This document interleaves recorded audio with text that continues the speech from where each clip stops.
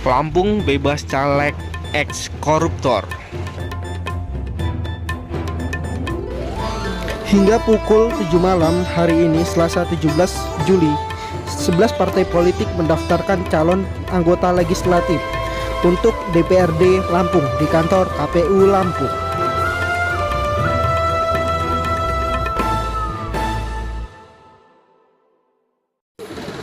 Seluruh parpol yang mendaftarkan calegnya sepakat mendaftarkan caleg bersih yang tidak terlibat kasus narkoba, kejahatan asusila, dan korupsi. Pendaftaran Partai Demokrat disusul oleh Partai Kebangkitan Bangsa (PKB).